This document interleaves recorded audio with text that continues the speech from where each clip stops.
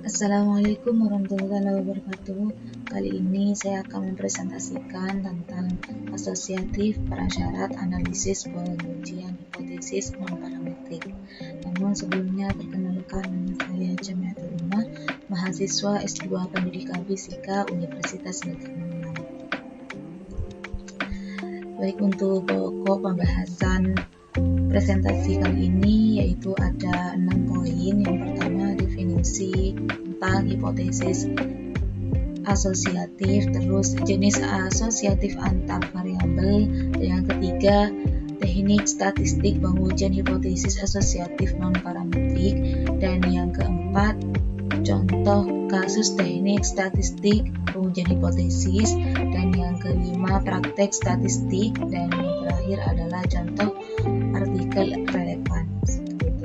Jadi kita masuk ke pembahasan yang pertama, yaitu tentang hipotesis asosiatif, di mana secara umum pengertian tentang hipotesis asosiatif adalah dugaan sementara hubungan antara dua variabel atau lebih. Jadi tentang asosiatif ini merupakan kita berbicara tentang variabel yang ada dalam penelitian, entah itu ada dua variabel atau tiga atau lebih, seperti itu kita mencari hubungannya. Nah, sedangkan menurut Sugiono tahun 2022, beliau mengatakan bahwa hipotesis asosiatif adalah menguji ikatan atau hubungan antara dua atau lebih variabel di mana sampel mengambil dari populasi diberlakukan secara keseluruhan. Dan yang selanjutnya, karena kita sudah paham tentang definisi asosiatif itu seperti apa, nah sekarang kita melihat jenis asosiatif antar variabel itu seperti apa. Jadi di pembahasan kali ini yaitu ada 3 jenis asosiatif antar variabel. Yang pertama yaitu hubungan kausal, dan yang kedua adalah hubungan simetri, dan yang ketiga adalah asimetri. Nah, di hubungan kausal ini adalah salah satu variabel yaitu memiliki sebab akibat atau sebaliknya, sehingga tidak bisa ditentukan mana variabel yang menjadi akibat dan mana yang menjadi variabel sebagai sebab, seperti itu. Jadi sebagai contoh, penanaman modal dapat mendatangkan keuntungan. Sebaliknya, keuntungan itu dapat memungkinkan menanam modal, seperti itu. Itu adalah contoh dari hubungan kausal. Terus yang ketiga adalah hubungan simetri, di mana dapat terjadi jika memenuhi syarat 3. Ada 3 syarat. Yang pertama yaitu dua variabel akibat dari faktor yang sama. Terus yang kedua, secara fungsional dua variabel berkaitan. Terus yang ketiga adalah dua variabel memiliki hubungan lantaran kebetulan. Jadi di poin syarat pertama yaitu sebagai contoh penggunaan internet yang meningkat dan oplah surat kabar naik. Dua variabel tersebut tidak saling mempengaruhi, akan tetapi keduanya akibat dari faktor yang sama, yaitu kebutuhan informasi yang meningkat di tengah-tengah masyarakat, seperti itu. Kalau yang syarat yang berdua yaitu secara fungsional dua variabel berkaitan, sebagai contoh hubungan pelajar dengan buku. Dua variabel tersebut memiliki hubungan secara fungsional, seperti itu. Terus namun mereka tidak bisa disamakan, seperti itu. Jadi yang nomor selanjutnya yaitu dua variabel memiliki hubungan lantaran kebetulan. Sebagai contoh, semua siswa yang memakai kacamata gemar membaca, seperti itu. lanjut pembahasan yang selanjutnya, yaitu tentang teknik statistik pengujian hipotesis asosiatif non-parametrik. Nah, dalam teknik statistik ini, dalam pengujian hipotesis non-parametrik yaitu ada dua cara. Yang pertama menggunakan koefisien kontingensi, terus yang kedua menggunakan Spartan correlation seperti itu. Jadi yang pertama, koefisien kontingensi ini digunakan untuk mengetahui hubungan variabel jika memiliki bentuk data yang normal. Sebagai rumusnya yaitu C sama dengan akar dari X kuadrat per N plus X pangkat 2. Sebagai keterangannya bisa dilihat di layar seperti itu.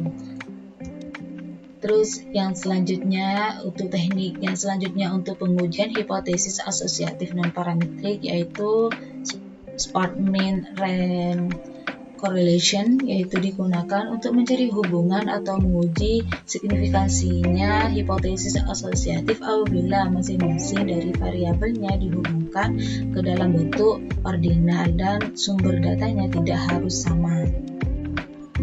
Terus langkah-langkahnya yaitu menggunakan asosiatif hipotesis Spartan correlation, yaitu ada 4 tahap. Yang pertama, kita perlu menentukan ranking atau pangkat dari setiap lomba. Terus yang selanjutnya yaitu menggunakan beda pangkat antara setiap pasangan pangkat. Terus yang ketiga menggunakan P, di mana P dibaca row. Namun di nomor 3 ini, langkah yang ketiga, ada beberapa pendapat tentang pemecahan masalah menggunakan rumus, yaitu dari Steele R. Torrey tahun 1993. Rumusnya yaitu LS sama dengan 1 min 6 sigma D kuadrat terhadap I per N min 1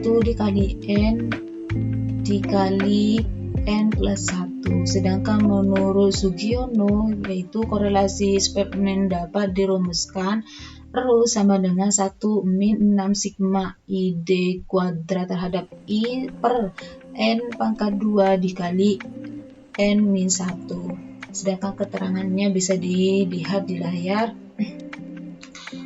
Apabila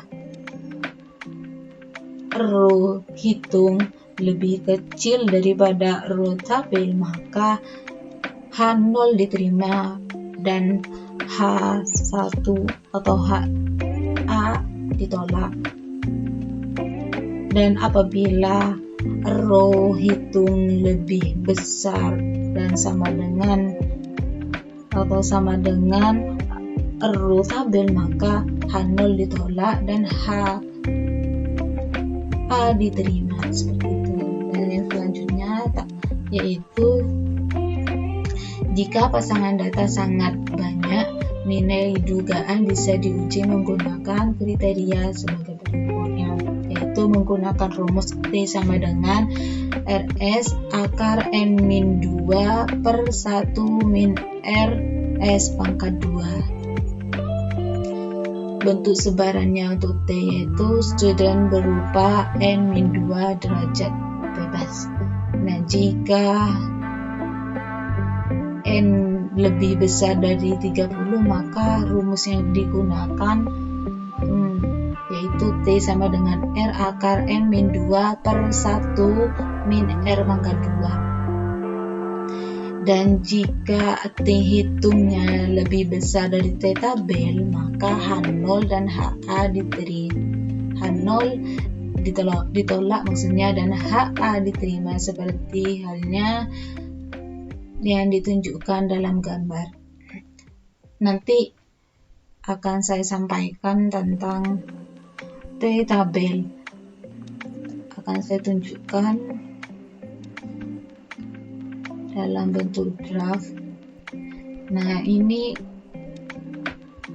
FH tabel seperti itu. Jadi ada ketentuannya dari penghitungan dan juga pengukuran yang sudah ada ketentuannya.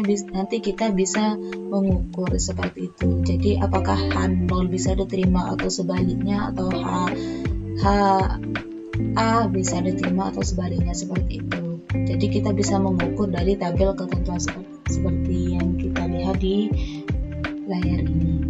Selanjutnya pembahasan tentang contoh kasus koefisien kontingensi.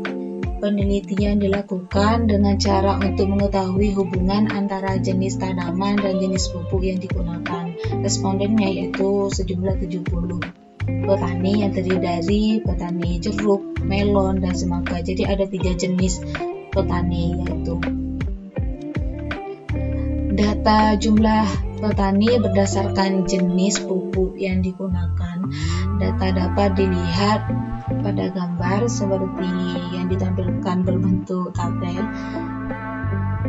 Maka pertanyaannya, hitunglah berapa nilai koefisien kontingensi serta jelaskan nilai yang didapat tersebut. Nah, melalui rumus-rumus yang tadi yang sudah saya jelaskan, dapat diselesaikan berupa data seperti di layar ini, yang nanti kesimpulannya menggunakan rumus C sama dengan akar X kuadrat min N plus N plus X kuadrat. Nanti ketemu hasilnya yaitu 0,17. Nah, untuk mencari X kuadratnya kita melihat dari FH-nya. Mohon maaf, kita melihat dari FK-nya. FK di melon dan juga di semangka serta di jeruk kita menjumlahkan seperti itu. Sehingga dari data ini menunjukkan bahwa H0 diterima dan H1 ditolak, artinya tidak ada hubungan antara jenis tanaman dan jenis pupuk yang digunakan oleh petani.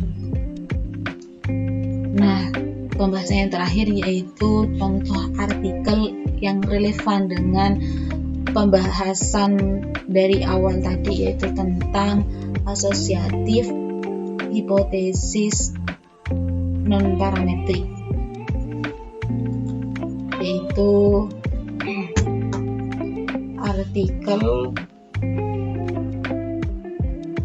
artikel yang berjudul, bentar Pak, saya share juga. Artikelnya berjudul tentang pengaruh audit internal terhadap efektivitas pengendalian internal persediaan obat pada Dinas Kesehatan Kota Cirebon. Tujuan dari penelitian ini yaitu untuk mengetahui seberapa pengaruh audit internal terhadap efektivitas pengendalian internal persediaan obat pada Dinas Kesehatan Kota Cirebon, dan metode yang digunakan dalam penelitian ini yaitu berupa pendekatan kuantitatif, yaitu di mana berupa angka-angka semua dengan alat bantu untuk menganalisis datanya, yaitu menggunakan uji reliabilitas serta uji validitas, regresi linear sederhana, uji T, dan korelasi Spearman ring dan koefisien determinasi. Jadi novelty-nya dari penelitian ini yaitu kebaruan dari penelitian ini berdasarkan dari hasil uji korelasi Spearman ring memberikan hasil bahwa terdapat nilai korelasi 0,776, yang artinya hubungan antara audit internal dengan efektivitas pengendalian internal persediaan kuat. Kemudian hasil uji T menunjukkan yang berarti ada pengaruh signifikan pada efektivitas pengendalian internal persediaan, sehingga kesimpulannya kita dapat bahwa korelasi pengaruh signifikan antara audit internal dengan efektivitas pengendalian internal persediaan yaitu ada, seperti itu, terdapat korelasi. Namun sebelum saya tutup, saya juga akan menunjukkan tentang praktik penggunaan secara digital maupun manual penggunaan statistik, maksudnya yaitu kalau menggunakan secara manual, statistik menggunakan penggunaan secara manual, yaitu dengan cara menginput datanya menggunakan rumus-rumus seperti itu. Semua data yang misalkan yang contoh tadi, para petani, datanya ada sekitar 70 orang petani dari 3 jenis petani, entah itu melon, mangga, dan yang satunya tadi jeruk. Itu untuk input datanya kita menginput data secara manual, yaitu dengan rumus-rumus yang tadi saya jelaskan di awal. Terus untuk menggunakan SPSS, yaitu bisa mengikuti langkah-langkah ini. Yang pertama, mengatur di bagian variabel ke variabel new di awal seperti nampak di layar, bisa dilihat seperti itu. Jadi kalau misalkan ini contoh yang lain ya, nama, respon orang tua, terus jumlah orang anaknya, terus frekuensi dari data tersebut. Terus yang masuk ke langkah yang selanjutnya, yaitu masuk ke value, di mana variabel respon orang tua, begitu variabel selanjutnya kita masukkan, semuanya variabel itu dimasukkan, tinggal klik OK nanti. Jadi misalkan data-data sudah masuk, ini adalah rekap data-data. Nah, sikat saja, kita nanti ketemu korelasinya di korelasi kontingensi. Contoh ini contohnya kontingensi ya. Kita dapat kesimpulan bahwa hasil menunjukkan uji C-score diperoleh nilai 3,97% G-score yang menunjukkan hasil sama dengan cara manual. Diperoleh pula nilai p-value 0,41 yang jauh lebih besar dari A sama dengan 50% alfa maksudnya, sehingga dapat diputuskan dan disimpulkan bahwa H0 itu diterima. Dan kalau misalkan menggunakan praktek dengan Excel, kita perlu memasukkan rumus-rumus tertentu di Excel untuk menyelesaikan data-data tersebut, untuk mengetahui kesimpulan-kesimpulan data tersebut seperti itu. Namun mungkin cukup sekian presentasi kali ini, kurang